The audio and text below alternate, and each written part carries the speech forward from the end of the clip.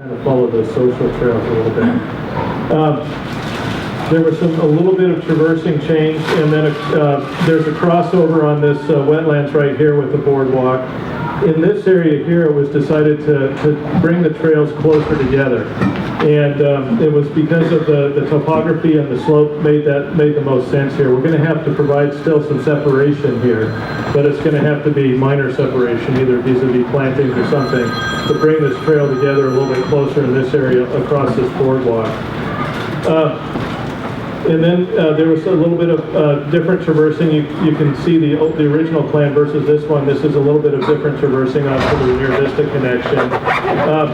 The group decided that this area was fairly flat, and so they decided to walk from here over to this area. And instead of entering through the pea patch, decided that it would be best to try and build an entrance off of the end of this cul-de-sac right here because of the wetness of this area and the disruption to this pea patch. And so that entrance was moved over to this side off of the cul-de-sac and it made sense to traverse up the slope. This area here was following the escarpment above this slide above the slide over here off of this retaining wall. And so this follows the escarpments, between the escarpments up in this area. Hey, Doug. Yeah, go ahead. I just want to shout out a couple of little parts there. Yeah. The part, Okay, Maggie, Can you come up? Yeah, sorry, Maggie, thank you. Or should I stand here and talk really loud? Yeah,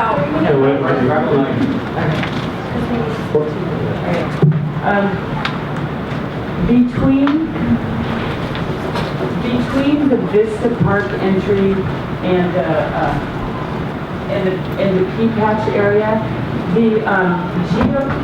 one thing everyone should know is that the geotech and the wetland biologist had walked the entire trail before we had.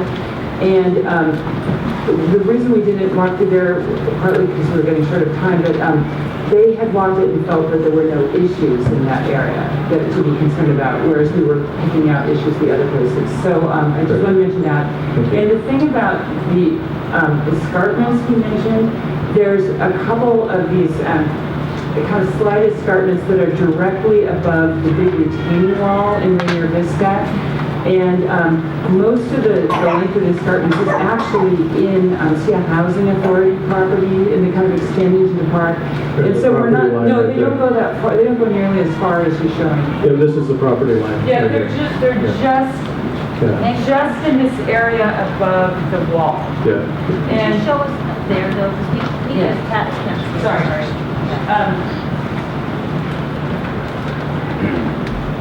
So these areas with these escarpments that we're trying to avoid are, here's the wall that you can see down in Rainier Vista, and they're just uphill of that.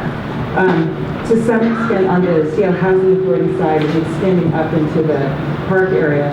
So we moved the trail uphill as a result of that, but a more exact delineation of exactly where they are would have to be done before the final alignment is. But the main gist of it is we're staying above these escarpments, but they're in this limited area. And then, of course, this change of entry means that we don't cross this little wetland at all. Thank you. Thanks for the clarification. The other last part is that there was an entry over here that's been moved to here because of some utilities crossings that up in this area. I think it was up over in this corner. So that's moved to avoid those utility crossings. And then the remainder of the trail, there are going to have to be some road crossings right here at 25th, right here where the pedestrian trail would cross here. There'd have to be a crossing here and a crossing over there at the main entrance. So the design has changed a little bit because of the environmental work and the walks that we've had. What's going to happen is that we're going to take this design to the ProView process, which is the internal review process for parks. We'll have parks geotechnical engineers, landscape architects, foresters, all take a look at this project and give us their feedback on it. And barring any significant changes, then this plan will then be the plan that we take forward to the park board and to the city council. So What's important to note here is that this is still schematic. Really the final alignment will be made in the field with the professionals, the trail professionals that know what they're doing. But this is, this is the outline. This is the outline that we're seeking to follow. So there will be variations on this outline is what we're looking at.